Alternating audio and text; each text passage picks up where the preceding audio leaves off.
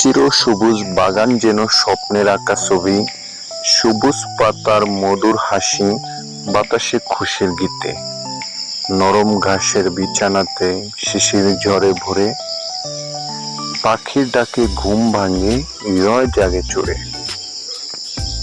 বকুল কদম শিমুল ফুল রং ছড়ায় যত্নে, গন্ধ ছড়ায় বাতাস বেয়ে নীরবে প্রান্তরে।